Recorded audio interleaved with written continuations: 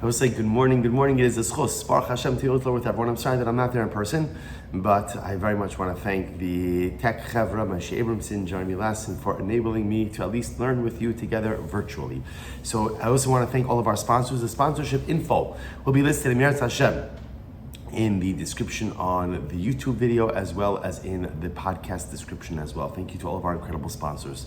So with that, let us begin. Today's daf is Pei Gimel 83, and we are picking up on Pei Beis 82b, about 14 lines up from the bottom, the two dots. So the Mishnah quoted as follows: Kohen sheshimish betuma. So a fascinating Mishnah. The Mishnah said that if you have a Kohen who does the avodah in a state of ritual impurity, so what's halacha? So the young Kohanim would take him out and essentially beat him up, beat him to death. A concept or an application of kanoin pogin bo, as we saw in yesterday's daf. So the Gemara says as follows: So Rav Acha bar Huna asked the following shayla from Rav Sheshes. What was the shayla? Kohen sheshimish betuma chayiv misa b'dei shamayim or ein chayiv misa b'dei shamayim.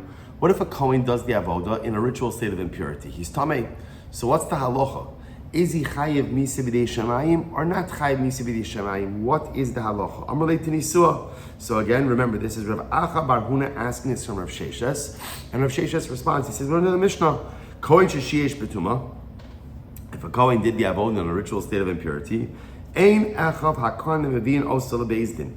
The other Kohanim don't bring him. This is our Mishnah. Other Kohanim don't bring him to beis din. Rather, what do? Ela pirchei kahuna motzion also chutz la'azara. The young Kohanim take this Kohen who did the avodah in a state of tumah. They take him outside of the courtyard. Upotzim es mocho begizrin, and they beat him over the head with clubs. So what do you see from here? And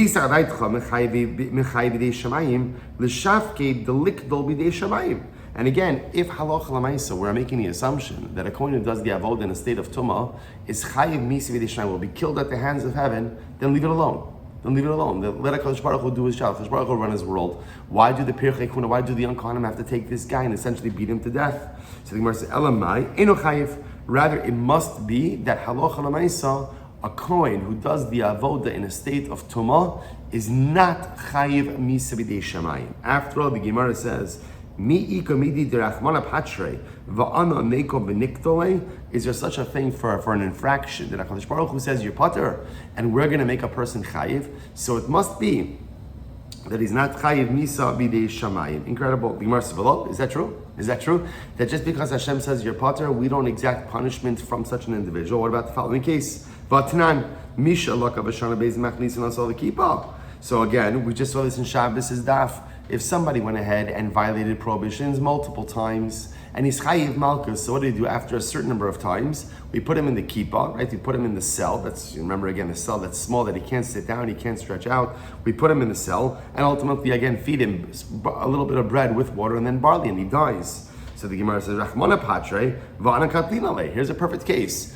If you were to bring the guy to beis din, what would beis din do to this individual? Nothing. So here's the case of where HaKodesh Baruch Hu says that the person is pater, and yet we still take the law into our own hands. The Gemara says, no, it's not a good raya, because remember, Hamar Rabbi Yirmiyah, Amar Reish Lakish, b'malchus shal krisos askinon tegavra bar kitalu. No, remember how we defined that case. What case of malchus is that? This is a person who committed multiple acts of kares, or I should say, he violated the same kares prohibition multiple times. Now for kares, beis din doesn't execute the person, but beis din does give malchus, so such a person is deserving of death. Remember again, the Gemara said, and clearly the fact that he's a repeat offender indicates that he doesn't value his life, so we just expedite the process of his death. So what about the case? And yeah, also Shabbos is Mishnah.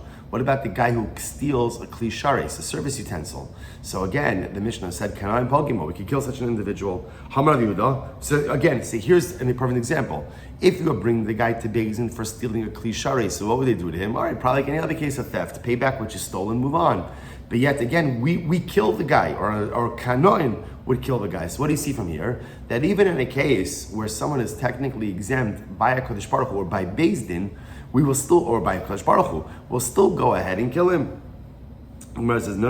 Amar Yehuda b'kli sharis askinan v'ramiza lo yavo levaros kibala es HaKodesh v'amesu. Now remember again, that case was different because remember they based it on a pasuk. Remember again, it was an interesting interpretation of the pasuk. We're talking about a service utensil based on mikdash, and they have a unique drasha. That was Shabbos' daf.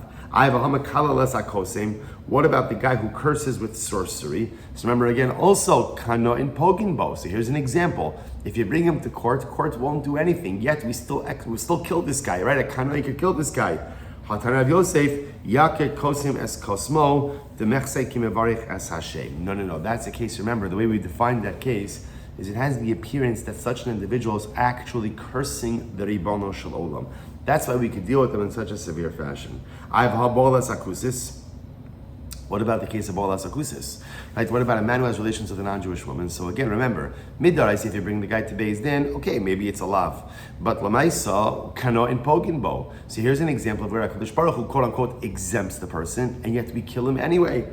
To which the Gemara says, no. Remember, ha'akarya l'Rav Kana b'chalmei va'ad karei Rav ligmari. So remember again, that's where they asked the question to Rav. Rav didn't know the answer. Rav Kana had the dream. He saw the pasuk in the dream, and therefore again, this idea that you can go ahead and kill someone who went ahead and was Baal Akusis, again based on that pasuk, an interpretation of that pasuk. Also, as we saw, halacha l'Moshe Misinai. All right, Esvei. So Gemara is the kasha. So again, just to keep track of our basic fundamental question. If a Kohen does the avoda in a state of ritual impurity, is he chayiv misa b'dei shamayim or not? So remember, this was the question that Rav Acha asked from Rav Sheshes. Now Rav Sheshes responded. Rav Sheshes said the answer is obviously no, right? The answer must be no. So in other words, he said that halacha l'maisa. I'm sorry. The answer must be yes. Because the Mishnah said that if a Kohen does the avodah in a state of tumah, then halacha l'maisa, pirchei kuna are allowed to take him out and beat him to death. Now, from Rav Shesh's perspective, the only way that would be permitted is if such a person was chayim misbidei shamayim. So then again, the pirchei kuna could almost act as the shluchei Hashem, the agents of HaKadosh Baruch Hu, to carry out the death penalty. But if he's not chayim misbidei shamayim, then at the end of the day, how can you kill someone who HaKadosh Baruch Hu paters? To which now the Gemara went through all of these cases where, no, you do have cases like that, where someone technically would not be held liable in a technical, legalistic framework and based in, but yet we still see that they could be liable to a death penalty. Okay? Or I should say, at least liable to death at the hands of a kanoi. Okay, the Gemara goes weiter. The Gemara says, excuse me. So the Gemara raises the kasha. Here we go. Fascinating case. Hayotzek v'habolel v'haposes. Okay, so let's go through this. Yotek. So this is talking about different aspects of a carbon mincha. So if a person goes ahead, we'll see exactly what this case is. Pouring oil on a mincha, that's yotek. Bolel, ultimately again, is mixing the flour with the oil. Bolel, poses. Certain minachos would be baked off, then crushed. So the act of crushing it is called poses. Moleach, adding salt. Meinif is waving the mincha. Magish, bringing the mincha close. So what's the halacha? V'mesadres hashulchan, or one who puts the lechem upon him on the actual shulchan itself, or a meitiv es haneros, or one who arranges the candles or the oil of the menorah. V'hakometz, or one who takes the kmitza. Remember again, kmitza is the way the kohen takes the flour for the carbon mincha, the three middle fingers. V'mekabel domim b'chutz, or one who goes ahead and is mekabel domim, he receives the blood of a carbon that has been offered. If you do these things, ultimately, achamdam b'chutz, pater, ve'ein chayav alehen. One is pater, and ultimately, again, not chayiv for it. Now, what is this talking about? So we'll say, so take a look at the last Rashi over here. Rashi says, b'chutz im asa achas me'elu b'chutz. So what we're talking about over here is if a person performed any of these avodos outside of the Beis HaMikdash. So that's the case. Poured oil on a mincha, mixed the mincha, broke up the pieces of the mincha, added salt to the mincha, waved the mincha, brought the mincha close, arranged the bread on the shulchan, or arranged the candles or the lights of the menorah, took a kmitza, received sacrificial blood. If you did any of these things outside of the Beis HaMikdash, you are pater. Now this is very interesting because remember again, there is a concept of shchutei chutz. What's shchutei chutz? You're not allowed to shech the carbon outside of the Beis HaMikdash. So now the Gemara is saying over here, apparently it only applies to certain types of sacrificial service and doesn't apply to others. What's the distinction? Take a look at Rashi. Pater, this is last Rashi on Pei Beis Maves 82b. Rashi says Pater, Telo chayiv kares ela shochet. The only thing you're chayiv if you do bachutz is shchita, is slaughtering of a sacrificial animal. Dechsev asher yishchat umale dechsev asher ya'ala ola v'zorek di'esrabi midam shava b'hardat v'chol hani di'esh acharei avoda imit b'perek basra. So this is very interesting. Rashi highlights a principle. The principle is like this. Any sacrificial rite that has another sacrificial rite that follows after it, you're not chayiv for doing that bachutz. Essentially, the only thing you're chayiv for doing outside of Beis Hamikdash are concluding sacrificial rites. So a good example of that would be shchita, slaughtering an animal, right? Zrika, sprinkling the blood. So these are final rites, final actions that don't really have a corresponding follow-up action. So because of that, if you do it outside of the Beis Hamikdash, you are pater. Okay, so what I said the Gemara says ve'ein chayav alehem. Top of Pei Gimel. So you're not chayav. Now what are you not chayav? Lo mishum zaros. So number one, for example, let's say a Kohen did any one of these aforementioned acts outside of the Beis Hamikdash, right? He poured the oil on the mincha, he broke it up, he did all of these things. So if a non-Kohen did it outside, he would not be chayiv. Remember, normally there's an Isser Misa. If a non-Kohen does the avodah, he's chayiv Misa. So, but again, if any of these things were done bachutz, then halacha l'maaseh is not chayiv. V'lo mishum tumah. Similarly, if a Kohen did it, but he was in a state of tumah, he also wouldn't be chayiv. V'lo mishum chusar begadim. It's very interesting. Similarly, a Kohen is actually this passage parsha. A Kohen has to do the avodah wearing the requisite big day kahuna, kohanic vestments. Failure to do so, in many respects, invalidates the avodah. And also it could be a chiyuv misa. But again, this doesn't apply to the list that we just mentioned before. V'lo mishum rachos yadayim v'raglayim. And also, again, halacha l'maaseh, normally before performing an avodah, a kohen would have to go ahead and wash his hands and his feet. Failure to do so results in liability or culpability. But again, if he didn't wash his hands and feet for any of these things that were done outside, there's no liability for that either. Okay, very interesting.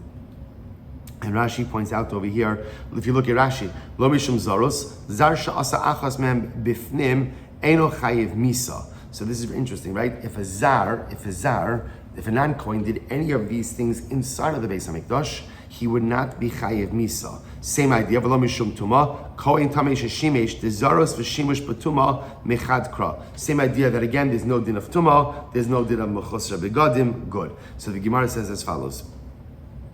Ha makter chayiv. Now, interestingly enough, what we could see from this is that if you were to do the haktara, if you were to go ahead and take the carbon and put it on and burn it outside of the Beis Hamikdash, that there would be liability for that. Take a look at Rashi. Ha makter tahavya avoda tama she'in achareha avoda chayiv mishum tuma umay chayiv lav misa. So again, now the Gemara is kind of switching gears over here a little bit. So what do you see from here?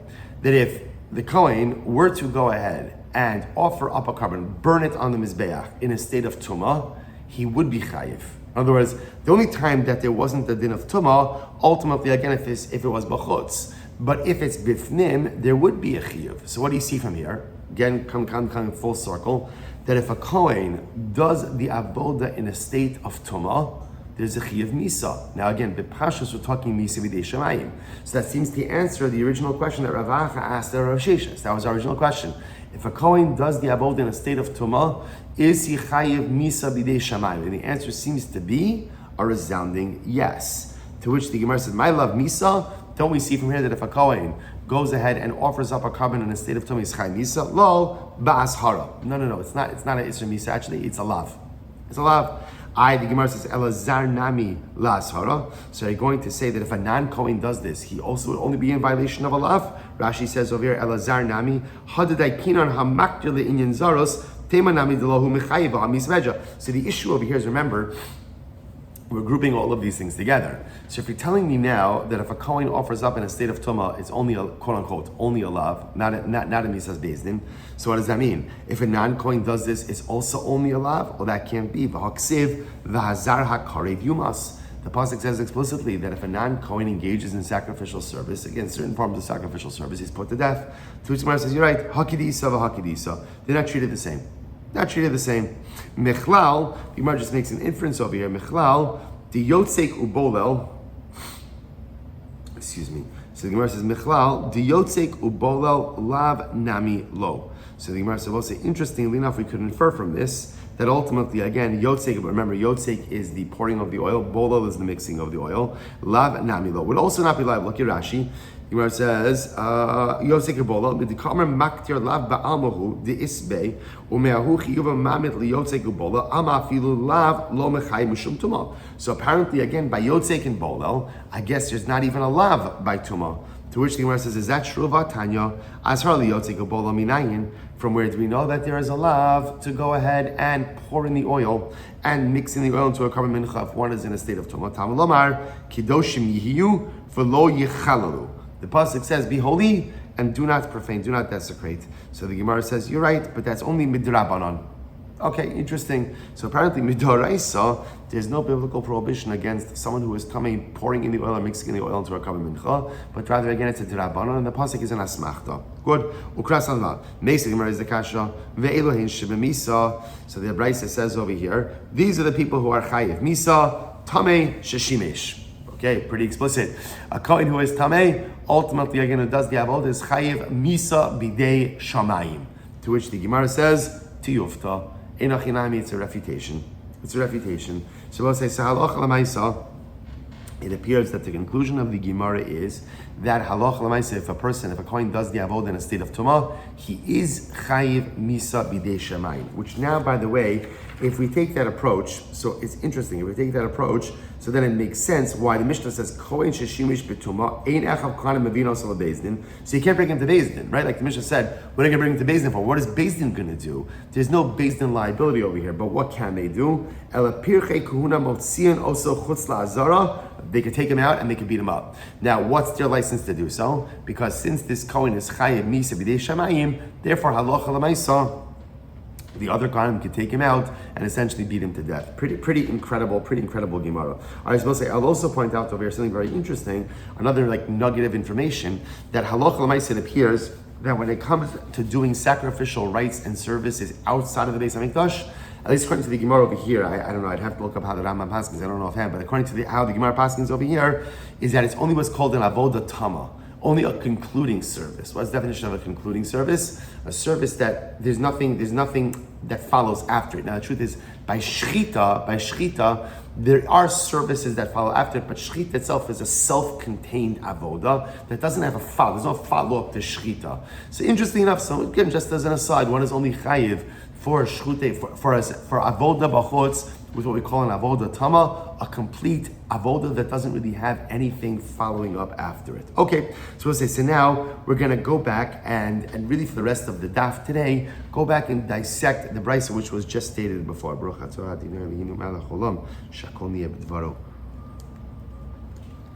Says the Gemara, Gufa, the following people are chayiv misa, and again, in this context, supposed to for today, whenever we see misa means misa b'dei shamayim. Fine. So ve'elu shebemisa ha'ochel es ha'tevel. Person goes ahead and eats tevel. Remember again, what's tevel? Tevel is untithed produce. So a person goes ahead and eats tevel. The chayiv misa b'dei shamayim. Now Rashi says over here. Ha'ochel es ha'tevel kulam asnisin yalaf amikrai. So again, here's what we're going to do.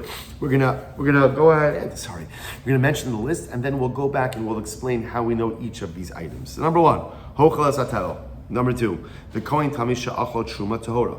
If a kohen who is tamei eats truma which is ritually pure, okay, so a tamei kohen eats truma which is tahar, means b'dei shamayim. V'zar shachal sa truma, a non-kohen who eats truma also means b'dei shamayim.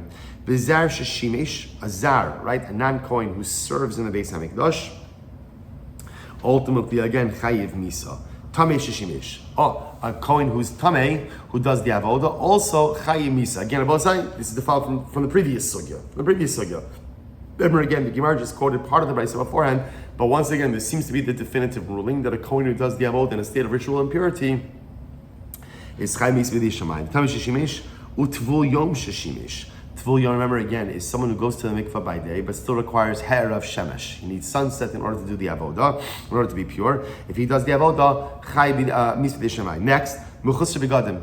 The kohen is not wearing all of the obligatory kohanic vestments.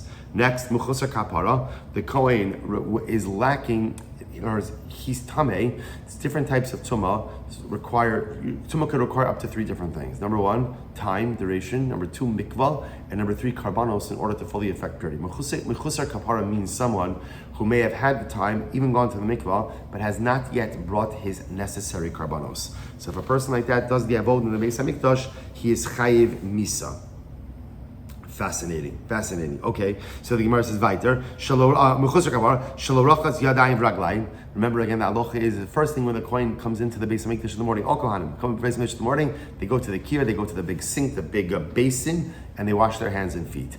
Failure to do so, and therefore doing the avodah with unwashed hands and feet, is chayiv misa b'dei shamayim. Shtuya yayin, if you do the avodah under the influence, right, drinks a revius of wine, chayiv misa b'dei shamayim. Pruei rosh. The Kohen allows his hair to grow. He didn't take a haircut. Remember again, we saw these sugyas about how often a Kohen has to cut his hair. A Kohen God has to cut his hair. Melech has to cut his hair. So if a Kohen goes in with long hair, he's chayiv misa. Aval orel va'onein v'yoshev ein b'misa ela b'azhara.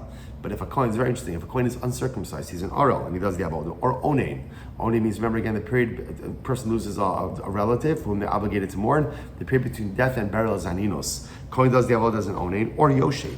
The halacha is that avodah has to be done standing up. Let's say the Kohen does the avodah sitting down. All 3 of these things, Arel, Onein, Yoshev, there's no chiyuv mis b'dei shamayim. Rather, what is there? Ella ba'azhara. There's a lav. Now, interestingly enough, Rashi points out over here, it's fascinating. What's the case of Arel? Rashi says, Shemesu achav machmas mila v'chein onin sheshimesh v'chein mi sheshimesh miyushav d'chol hanikulu kimluhu b'hu d'machli avoda. So this is interesting, by the way. You think to yourself, where would you ever have an uncircumcised Kohen? So remember again, you could have it in a situation. Now today we know that there's a condition called hemophilia. So we know, and again, obviously a genetic condition. So halacha l'maisa, let's say the Kohen had older brothers who died as a result of bris milah. So we recognize that now again, that there is an issue in the family. Such a Kohen, such a person would not be obligated to have bris milah, which is fine. Doesn't have to bris milah, but he's not allowed to do the avodah. So any of these 3 people really are not allowed. So Arel, Onein, Yoshev are not allowed to do the avodah. But if they do so, it's not chiyuv mis b'dei shamayim. Rather, again, it'll be a lav. Balmum, fascinating. What happens if a blemished Kohen does the avodah? What's the halacha? Rebbe omer b'misa v'chachamim omrim ba'azhara. So Rebbe says misa b'dei shamayim, and chachamim say a lav. Fascinating. Okay, so again, we'll see all this later on in the Gemara. Good. Hazid b'mi'ila. Let's say somebody intentionally committed an act of mi'ilah. Remember again, mi'ilah is misappropriation of temple property. So let's say someone actively and purposely went ahead and took Beis HaMikdash properly and used it. Rabbi Omer b'mis. Rabbi says misa b'dei shamayim. The Chum say no ba'azhara. It's a lav. So we'll say, so now that's our whole list. Now let's dissect the list. Number 1, hochaz v'tevel. So the first person in the misa b'dei shamayim lineup, first guy in misa b'dei shamayim lineup is hochaz v'tevel, person who eats untithed produce. So the Gemara says, where exactly do I know that from? Listen to this. How do I know that if someone eats tavel that it's chai misa b'dei shamayim, tichsiv lo yechalalu as kodshei b'nei Yisrael asher yarimu laHashem. So literally it says, do not profane the consecrated items of b'nei Yisrael that will be raised to Hashem. Future tense. The Gemara says, Ba'asidim litrom hakosov medaber. The Torah is talking about produce that is going to have tithes removed from it. What's the definition of produce that is going to have tithes removed from it? It's called tevel. And the Torah says over here, do not go ahead and profane it. And the Torah prescribes a death penalty. So the Gemara says, listen to this. V'yolif. Well, actually, the Torah does prescribe death penalty. Here's what happens. V'yolif, chilul mitruma. We make a gzir shava. It says chilul by tevel, and it says chilul profane by truma. V'shamras mishmarti v'lo yisu alav chet u'mesu ki chalaluhu. So it says chilul by truma. It says chilul by tevel, and we say ma'ala halon b'misa, afkan b'misa. Just like if someone who's not allowed to eat truma, whether it's a zar who eats a non-kohen eats truma or a kohen tameh who eats truma torah, they're put to death. So gzer shavet chilul to teach us that if you eat tevel, it's also misa b'dei shamayim. Incredible. The Gemara says, but 1 second, hold up. V'neiluv chilu minosar. Why don't you make it so nosar? We're going to say what's nosar? Nosar is sacrificial meat that is left over past its permitted window. So why don't you? So the lashon of chilul also occurs by nosar. So why not make a gzera shava there and say the following: Ma lahalon bekaris, afkan bekaris. Now nosar is punished by karis, right? If you eat sacrificial meat past the permitted window, karis. So why don't we say that just like nosar is karis, so too again tevel is karis. To which the Gemara says, no, mistabra mitruma havelei lamelaf. No, it makes more sense to learn out tevel from truma than tevel from nosar. Why? Listen to this. Shekein truma chutz la'aretz. Number one, truma doesn't apply in chutz la'aretz. So, right, truma doesn't apply in chutz la'aretz. Tevel doesn't apply in chutz la'aretz. Next, hutra. In both of these cases, there is a way to remedy the status. Right, Rashi says over here. Rashi says if it's about 6 lines up, truma chutz la'aretz, simonu zeh truma v'zeh truma meureves bo ve'ein noagim b'chutz la'aretz aval nosar noag b'midbar u'b'shas heter abam. So remember again b'chol makom. So technically speaking, this is interesting. Nosar can apply in chutz la'aretz. Now, when can nosar apply in chutz la'aretz? When there's heter bamas. When you are allowed to use personal altars, which again is a machlokes exactly when that's permitted, but when you're allowed to use personal altars, that means you can offer karbanos anywhere, which means nosar could apply anywhere. V'yesh heter li'isuro, zeh yesh heter li'isuro b'hafrasha, v'zeh yesh heter li'isuro b'tavel, u'moter v'truma, aval nosar ein heter li'isuro. Second distinction, right? Second commonality is hutra. No, right? Remember, so tevel can be permitted. How? Separate truma. Truma ultimately is permitted to a kohen. Nosar can never be permitted. Once it's nosar, it remains prohibited. Furthermore, berabim, both the lashon of chilul by tevel and by truma is in the plural, but by nosar in the singular. And berabim, pigol, shekin truma chutz la'aretz, hutra, berabim, peros, pigol, v'nosar. Take a look at Rashi. Pigol v'nosar. Rashi. So first of all, both apply to produce. So both have a plural lashon of chilul. Both apply to produce. They're both being again tevel and truma. And pigol v'nosar. Rashi says inoy lo b'tevel lo b'truma. Neither pigol nor nosar apply to tevel or to truma. So therefore, again, the Gemara says these are all the similarities that exist between truma and tevel, and therefore it makes more sense to compare or to make the gzera shava between tevel to truma than between tevel to nosar. To which the Gemara says, 1 second, hold up, adrabah, but 1 second. Nosar also shares many commonalities with tevel. How so? Shekein pasal ochel. Shekei pasal ochel. Look at Rashi. Shekei pasal ochlin. Nosar v'tevel shnei and psul hamaychol. So remember again, both nosar and tevel is a psul in the ochel. The food itself, the item itself, is inherently invalidated, right? So again, nosar inherently invalidated. Tevel inherently invalidated. Rashi says about truma pasal aguf hu dechiya chalua b'tumas aguf ksiv. So interestingly enough, truma, right? Because remember again, we're talking about truma itself is inherently permitted, right? It's permitted to certain people at certain times. But so the Gemara therefore suggests, why not compare tevel to nosar? Because tevel and nosar have this commonality. Psul ochel, ultimately, again, both of them are inherently invalid or inherently compromised. To which, furthermore, ein lo heter, but right, furthermore again, ein lo heter b'mikvah, neither can be remedied in a mikvah, right? You can't remedy nosar by putting in a mikvah. You can't remedy tevel by putting in a mikvah. Truma, right? The case of truma, right, by the kohen who's tamei, who's not allowed to eat it. So ultimately, again, he can go to the mikvah and remedy himself. Rashi says over here. Further, it's the same Rashi. V'nosar ein lam tara b'mikvah, v'tamei truma yesh lo tara b'mikvah. Okay. So the Gemara says. So the point the Gemara is making over here is, you're making it sound like all the comparisons that exist are between tevel and truma, but there are plenty of comparisons that exist between tevel and nosar as well. To which the Gemara says, Hanach nefishin. You're right, but there are more similarities between tevel and truma than there are between tevel and nosar. Therefore, when making the gzera shav of chilul, we'd rather make it between tevel and truma than tevel and nosar. And therefore, again, that will teach me that just like truma is misa b'dei shamayim, so too again, consumption of tevel will also be misa b'dei shamayim, and not like nosar, which is a chiyuv kares. Okay, beautiful. Ravina says, Chilo Durab Mechil Durab Odif. Ravina says, no, the truth is, the reason we prefer to compare Tevel to Truma, not Tevel to Nosar, is because Tevel and Truma both have the lashon of Chilul, profane, in the plural, as opposed to Nosar, which has it in the singular, and that seems to be a more compelling halachic bridge between those two concepts. All right, incredible. So the Gemara goes back to Kohen Tamei she'achal Truma Torah minalan, and from where do we know that a Kohen who's Tamei?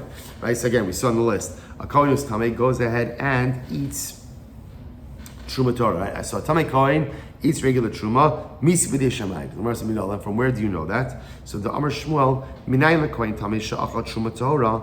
From where do we know that a Kohen who's Tamei who ate Truma Torah? How do we know that halacha l'maisa? So how do I know that if a Tamei Kohen eats Truma Tahora, that halacha l'maisa again, he is chai misu de shamayim? D'chsev v'shamras mishmarti v'lo yisu alav chet. Pasuk says literally again, guard my guardianship mishmarti v'lo yisu alav chet. They will not carry or will not bear any sin. So the Gemara says Tahora in Tamei lo. Ultimately, again, this refers to Truma Tahora and not to Truma Tamei. Amar Shmuel, Amar Belezer, Minay leKohen Tamei she'achal Truma Tamei she'eino b'misa. So we'll say, so again, this is very interesting. So the Gemara is suggesting over here, it is only if a Kohen Tamei eats Truma Tahora that there's misa b'dei shamayim. But if a Tamei Kohen eats Truma Tamei, there's no misa b'dei shamayim. How do I know this? Shene'emar umeisu bo ki yechalaluhu. They will be put to death if they profane the Truma. So the Gemara says, what do you see from here? Amud Beis side 83b, Prat lezusha mechulales ve'omedes. This excludes Truma, which is already profaned. What's an example of Truma which has already been profaned? That's Truma which was already Tamei. So again, therefore, halacha l'maisa, when we speak about again that consumption of Truma could bring mitzvah b'dei shamayim, that's a Tamei Kohen who consumes Truma Tahora is chayiv mitzvah b'dei shamayim. So remember, so our list, we're just going through our list over here, right? We are assembling our different things that fall into this category. Ultimately, again, mitzvah b'dei shamayim. Good. Let's go back there. Let's continue the list. V'zar shachal sa Truma. If a non-Kohen ate Truma, he's chayiv mitzvah b'dei shamayim. It says the Gemara Amarav. Zar sha'achal sa Truma loka. So Rav, interestingly enough, said, no, if a non-Kohen eats Truma, he gets malchus. Amr Rav Kahana, v'Ravasi l'Rav, lema mar b'misa, d'chsev v'chol zar lo yochal kodesh, ani Hashem mekadsham.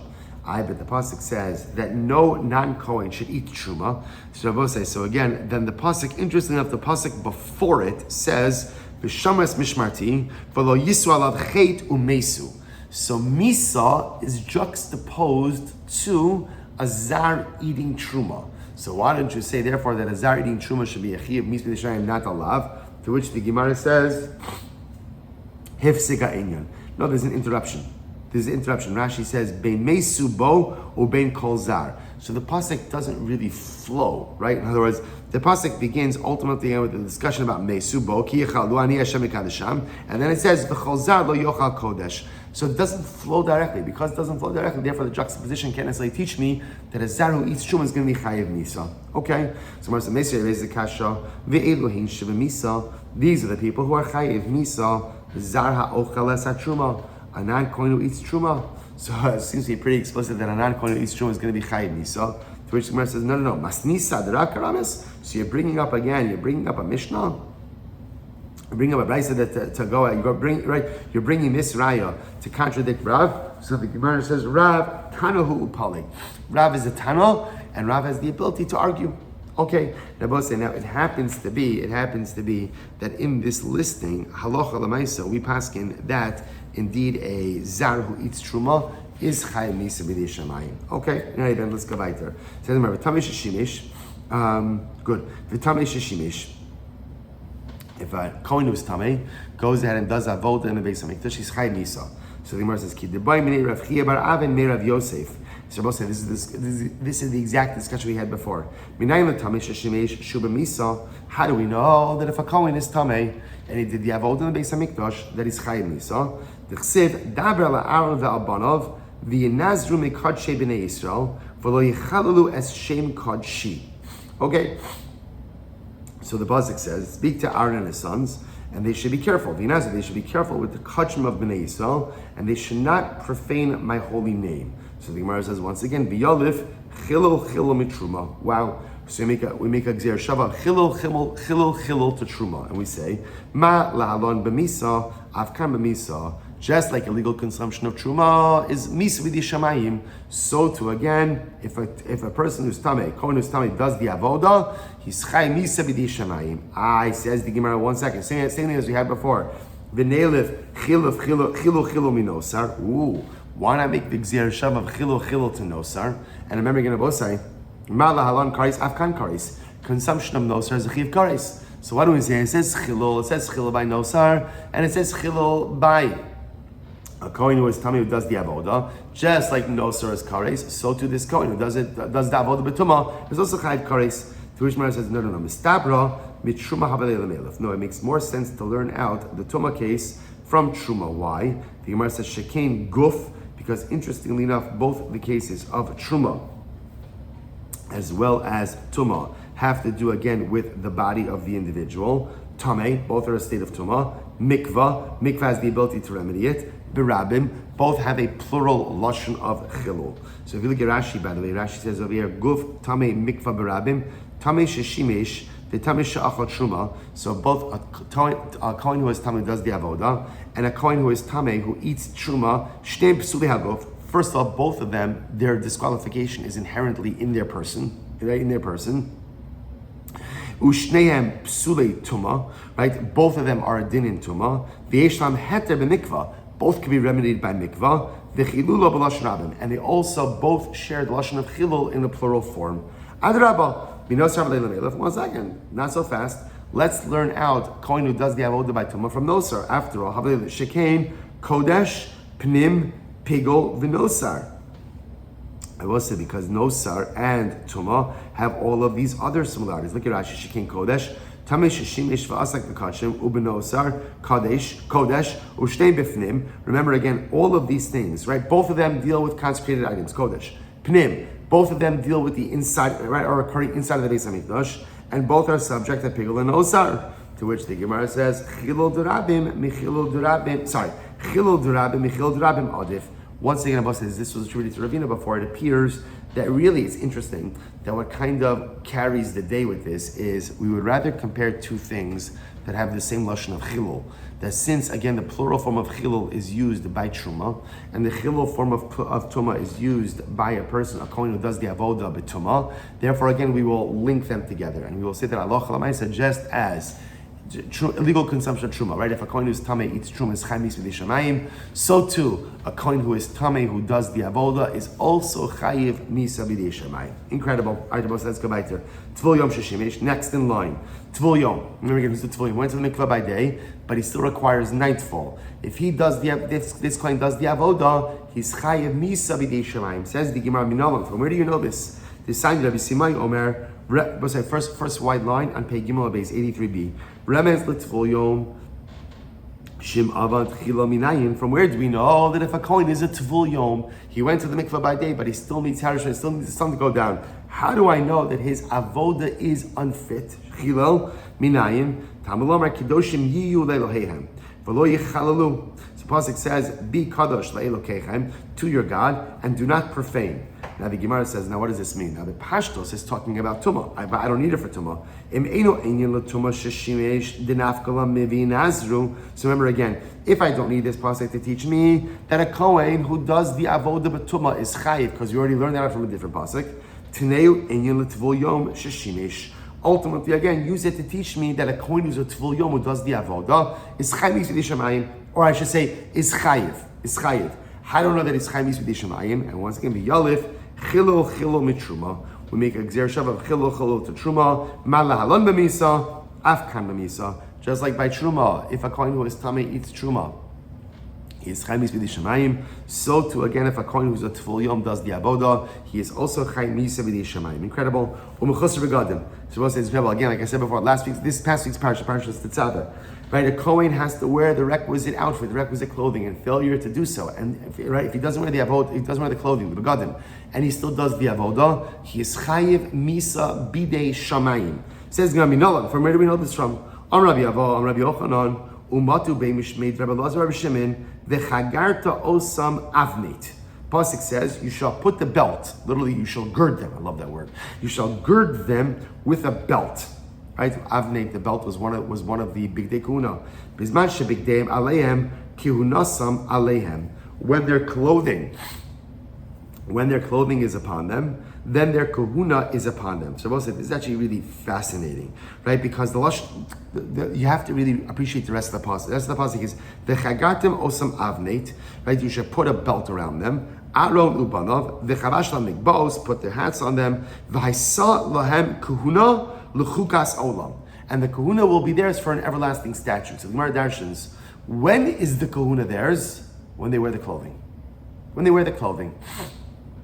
If they're not wearing the clothing, then halacha l'maisa the kahuna is not. What does it mean the kahuna is not theirs? It means the Gemara's understanding that if a kohen does the avoda without the begadim, then halacha l'maisa again the avoda is pasul. And again in this case, so the Gemara says, "V'havalu zarim," because a kohen, listen to this, a kohen who does the avoda without the requisite garments is the equivalent of a non-kohen who does the avoda.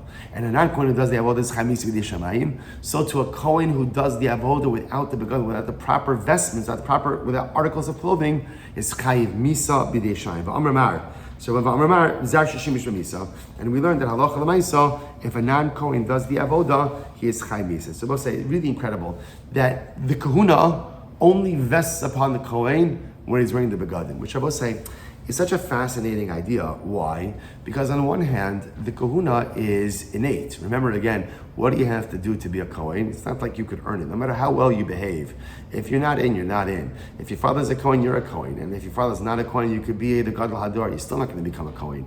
So on one hand, kahuna is innate. On the other hand, you need the begadim in order to go ahead and do the avoda. And I think that there are two profound lessons over here. That this really is the embodiment of Kedusha. Kedusha is comprised of these two things. There's innate Kedusha, and ultimately, again, there's earned Kedusha. So innate Kedusha, every single Yid, every single Jew has Kedusha, right? You don't have to do anything. You were born a Jew or you convert into Yiddishkeit. If you're Jewish, you have Kedusha. And that's beautiful. And it's a fantastic foundation. The next step are like, what begadim, what garments do you want to put on yourself? You know, a beged represents something that I take from the world or I take from the outside and then I make it part of me, right? You know, you say like clothes make the man. Clothes are very much tied up in a person's identity. So on a spiritual level, my begadim are the actions I engage in, my accomplishments. What begadim, what am I going to wear? And if you don't have begadim, if you don't have begadim, then all you're left with is your innate kedusha. If all you have is your innate kedusha, you're a zar. You're like a baby. You're like a baby, a spiritual baby. Baby comes into this world. Yeah, baby's holy. It's beautiful, fantastic. What does the baby do? Absolutely nothing. So how's the baby holy? Because every single yid has innate kedusha. But life, successful living, is all about what clothing are you going to wear. What are your ma'asim tovim? What are your good deeds? What are your accomplishments? What are your chasadim? What's your tzedakah? And every single thing that you do in life is another beged, is another garment that you put on. And clothes, mamish, make the man. Clothes make us wear. And I will say, this is interesting because you have to think about it. Why is it exactly that there is such specificity regarding the clothing of the Kohanim? Such specificity. So on one level, the Sefer HaChinuch brings down, he says, because people are very taken by externalities, and we want people to come to the Beis HaMikdash and to be inspired, and they need to see the Kohen all dressed up. But I think, which is beautiful and incredible, but I think also on a deeper level, that what the Kohanim remind us is, I go to see a Kohen. A Kohen is the embodiment of like what it means to be a growth-oriented spiritual being. And what I see with the Kohen is, even though he's a Kohen, right, with no clothing, right? You meet the Kohen on the street. Right? You meet a Matzah Shabbos, he's getting pizza just like everybody else. So what happens? You're going to let him go first in line, right? Why? Because you have to give respect to Kohen. But he's not wearing the begadim, but he's still a Kohen. He's still a Kohen. Even without the begadim, he's still a Kohen because his innate identity is Kahuna. But he really only fully self-actualizes when he puts on the begadim. And I will say, it's the same thing for all of us. I'm always Kaddish because I have innate Kedusha. But do you want to become the best version of you? Put on your clothing. What clothing are you going to don? Right? And every day I decide, what am I putting on? Today is going to be a jacket of tzedakah, right? It's going to be a pair of pants of Talmud Torah. It's going to be a sweater of chesed. And every day the goal is to layer more and more and more begotten. You can walk around without clothing and you're still holy. But that's ultimately innate or conferred holiness. The avodah in life is to earn your kedusha. And the way you earn your kedusha is ultimately by accumulating your beautiful begotten. This is what the big day kahuna teaches us. Without the begadim, you're not a kohen. Without the begadim, you can't serve in the Beis HaMikdash. With the begadim, sky's the limit. Incredible. Let's go a little bit later. Says the Gemara.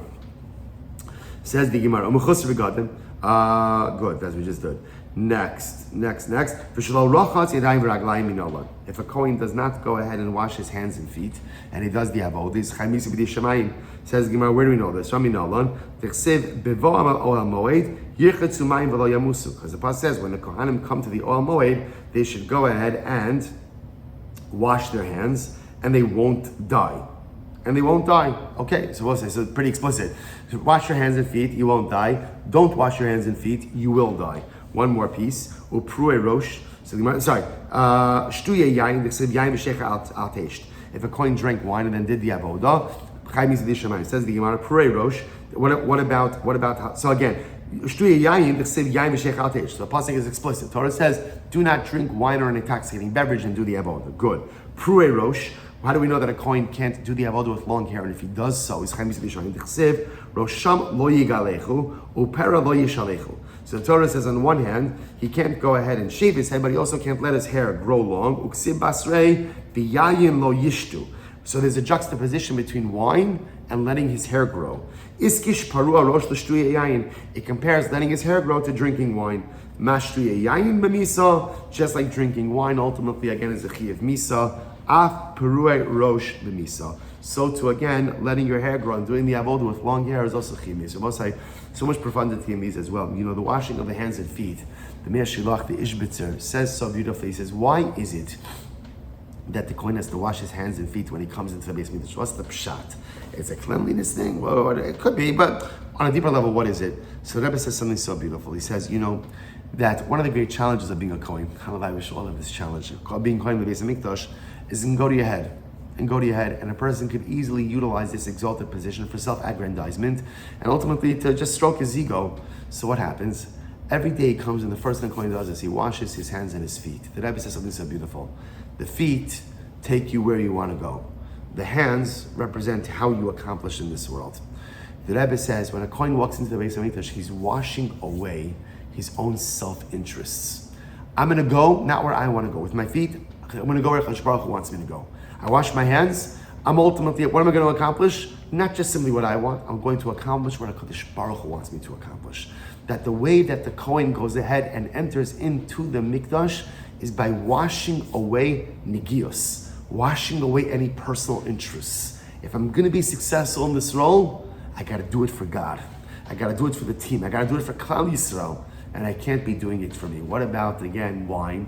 Why can't the Kohen drink wine? So of course, on the most basic level, we could be concerned that perhaps if he drinks wine, so the mice again, he may mess up on some of the details. But there's another yesod that wine is then this, by the way, this is the week to learn about wine. But there's a profound yesod. Wine on one hand, the yayin samach levav enosh. Wine could go ahead and bring incredible joy, like it does. We know it does. It does on Shabbos and Yom Tiv, Purim haba aleinu l'tova.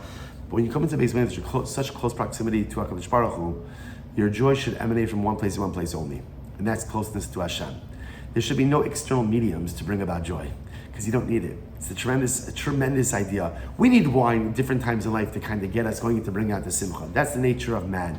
Like we saw before, sometimes we need wine to take the edge off. Sometimes we need wine to amplify or allow those feelings of simcha to come out. But when you have such profound closeness to HaKohen Baruch Hu, I don't need any other external stimulants.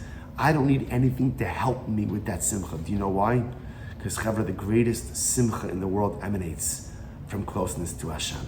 That's where the greatest joy comes. And therefore the Kohen, who has the unique privilege to serve in the inner precincts, the inner sanctum of HaKohen Baruch Hu, he does not need wine to be able to find simcha. And in fact, if he introduces wine, that invalidates the avodah.